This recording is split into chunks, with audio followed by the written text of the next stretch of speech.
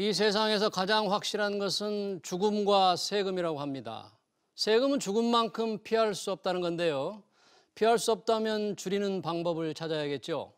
한국공인회계사회가 추천하는 각 분야 전문 회계사들과 함께 세금 전략하는 묘수를 찾아봅니다. 절세미남, 절세미녀, 매주 목요일 이 시간 찾아옵니다. 오늘은 한미회계법인의 김현재 회계사 나오셨습니다. 회계사님 어서 오십시오. 네, 반갑습니다. 안녕하십니까.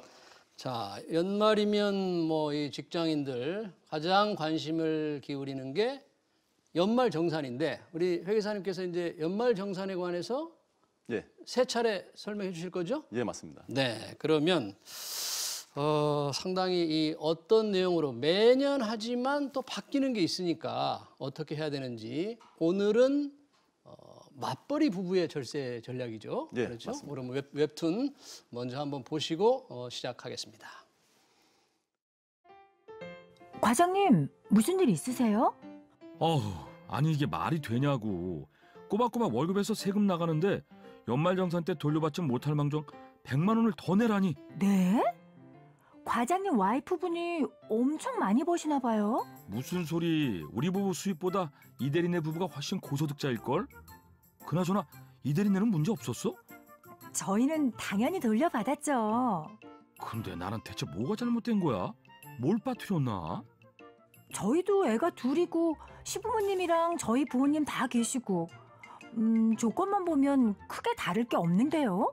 그니까 와이프랑 나랑 각자 부모님 공제 받았고 애들까지 부양가족 공제 받을 거 다 받았는데 아까운 내 돈.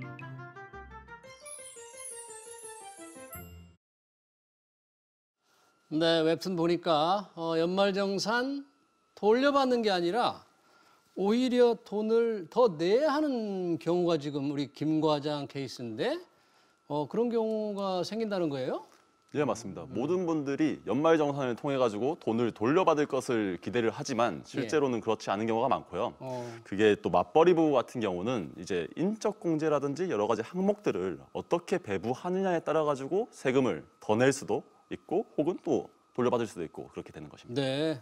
그러면 이제 여러 가지가 있을 텐데 한번 하나씩 살펴보겠어요. 자, 제일 중요한 것 중에 하나가 이제 부양가족 공제 아니겠습니까? 그렇습니다. 부양가족 공제 많이 공제를 받는 건데 부양가족 공제 조건이 같은데 누구는 돌려받고 또 누구는 세금을 더 내야 하는 더 내는 사람들은 혹시 뭘 잘못한 경우입니까? 어떤 케이스입니까? 그러니까 여기 웹툰에서 나오는 것처럼 지금 인원들이 다 동일하게 장인, 장모 이렇게 그 자녀도 있고 네. 여러분들이 있는데 이렇게 만약에 이 부양가족들을 배분을 잘못하면은 더 내는 경우가 발생할 수도 있습니다. 그러니까 총 급여가 많은 쪽에 배분을 많이 하는 것이 일단 기본적으로 가장 유리하다고 볼 수 있고요. 예. 근데 이제 그게 왜 그러냐면은 저희가 이제 세법이 이제 누진세율이라 가지고 고소득자는 세율이 높아요. 그렇기 때문에 고소득자가 이제 인적공제 대상자가 많아지면은 세금 혜택이 많다고 볼 수 있습니다. 그러니까 부양가족 수보다 누구한테 인적공제를 배분하느냐, 예. 남편이냐 부인이냐 이게 더 중요하다는 얘기예요. 그게 중요합니다. 그러니까 남편이 소득이 높으면은 남편 쪽에 많이 모는 것이 기본적으로 유리하다고 볼 수 있습니다. 그러면 항상 소득이 많은 쪽에 이렇게 배분을 하는 게 훨씬 유리한가요? 항상 많은 쪽에 유리하는 게 아니라 우선은 그러니까 그건 왜 그러냐면은 저희가 1단계로는 첫 번째로는 소득이 많은 쪽에 다 배분을 하는 게 유리해요. 네. 그런데 부양가족들이 좀 많이 왔으면은 그에 따른 의료비나 교육비나 여러 가지 비용들이 또 나갈 거잖아요. 네. 그러니까 그런 것들은 또 세법이 한도가 있기 때문에 한도를 유념하셔가지고 한도 내까지만 배분을 해야지 유리하다 이렇게 보시면 됩니다. 그러니까 보육료, 교육비, 세액비는 각종 한도가 있다. 네. 그래서 그러면 한쪽으로 몰아줄지 서로 배분할 수 있을지 어떤 게 유리한지를 굉장히 잘 따져봐야 되는데 부모님을 부양가족으로 이렇게 공제받을 때 그런 때는 또 주의할 점이 있다면서요? 예, 맞습니다. 부모님과 형편상 같이 동거를 하지 않더라도 실질적으로 부양을 한다고 하면은 부모님을 기본공제 대상자로 넣을 수 있습니다.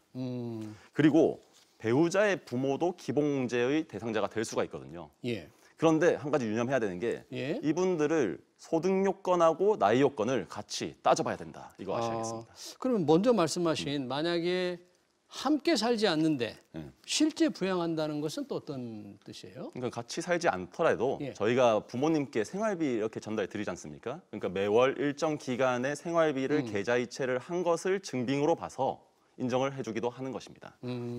그런데 이게 만약에 저희 형제 자매들이 부모님께 또 용돈을 다 드렸어요. 그러면 누가 기본공제 대상자로 넣을 수 있느냐의 문제가 있는데 예. 이 경우는 이제 홈택스에서 이제 등록을 할 수도 있고 여러 가지 방법이 있으니까 그거를 유념하셔서 기본공제 대상자로 부모님을 한 번만 넣어야지 두 번 넣으면은 추징당할 수도 있거든요. 네, 그런 거를 유념하셔야겠습니다. 예.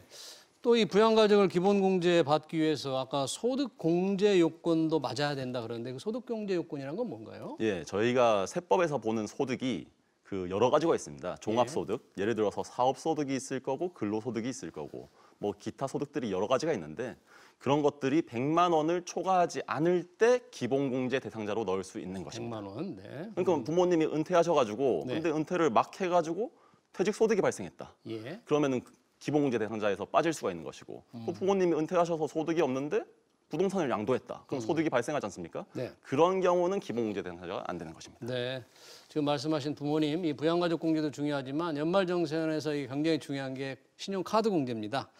잘 따져봐야 되는데 이게 소득 대비 조금 받을 수도 있고 받지 못할 수도 있는데 올해 뭐 카드 공제가 더 넓어지고 더 커졌습니까? 예, 한시적으로 소득공제, 신용카드 소득공제가 좀 더 많이 배려를 해준 부분이 있는데 2021년에 2020년 대비 5%를 초과해서 쓴 사용분에 대해서 한도를 100만 원까지 해가지고 거기다 10%를 곱한 값을 신용카드 소득공제에 추가해서 한시적으로 적용을 해줍니다. 아, 10%를 그 전에보다 추가해 준다.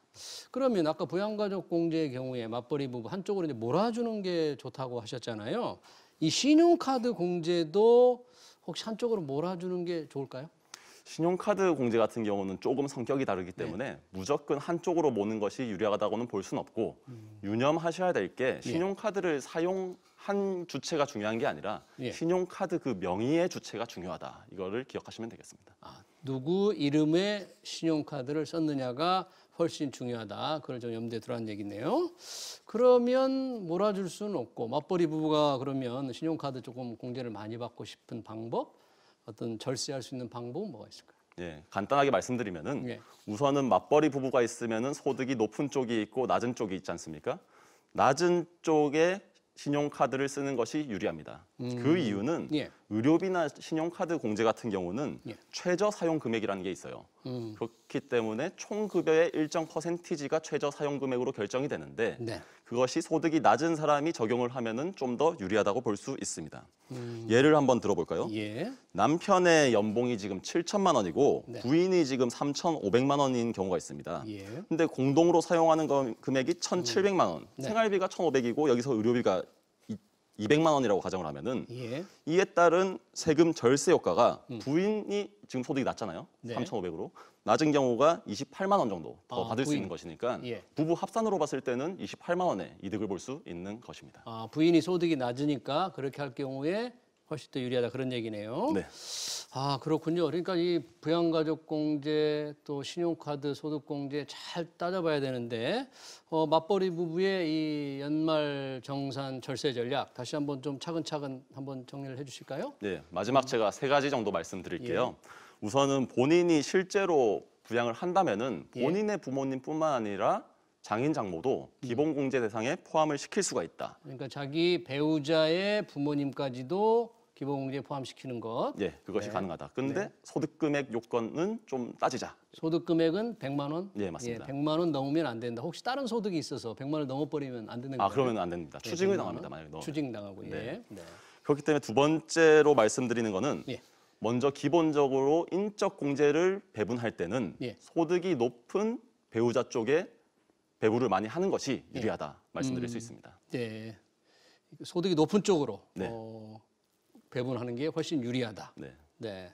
그럼 공제 항목별로 조금 다 나눠야 되는 거 아닐까요? 신용카드는 안 되죠, 그게. 안 네, 된다고 맞습니다. 그러셨죠? 네. 그러니까 아까 말씀드린 그런 그 기본적으로는 그렇고 예. 얘기했던 신용카드라든지 의료비 같은 것들은 한도를 고려해서 한도가 넘지 않는 범위 내에서 이 원칙을 지키셔야 합니다. 네, 그렇군요. 오히려 아까 의료비나 신용카드 사용이 많은 부양가족의 경우에는 소득이 적은 배우자가 공제받는 게 좋다 그런 네, 말씀이죠? 맞습니다. 그게 제가 마지막으로 세 번째 말씀드리려고 한 건데 아, 예. 그 신용카드 사용액 같은 경우는 소득이 낮은 쪽의 명의의 카드를 쓰는 것이 좀 더 유리하다고 볼 수 있는 것입니다. 그리고 추가로 올해 새로 생긴 그 추가 절세를 할 수 있는 신용카드 사용액에 대해서 예. 그 아까 10% 곱하는 부분 있잖아요. 5% 10% 초과하고 추가된 거요? 10% 추가된 거. 예. 그것도 챙기시면은 절세 전략에 있어가지고 조금 유리하다고 볼 수 있겠습니다. 네, 잘 알겠습니다. 맞벌이 부부의 연말정산 절세 전략, 부양가족 공제, 신용카드 공제 잘 따져보고 해야 할 것 같습니다. 다음 주 목요일에 뵙는데 다음 주 목요일에는 어떤 절세 내용인가요? 저희가 다음은 이제 미혼 청년 직장인을 위해 가지고 뭔가를 준비해봤습니다. 알겠습니다. 청년 직장인들 다음 주 목요일에 절세 전략 잘 들어봐야 될 것 같습니다. 네, 지금까지 한미회계법인의 김현재 회계사였습니다. 네, 고맙습니다. 감사합니다. 네.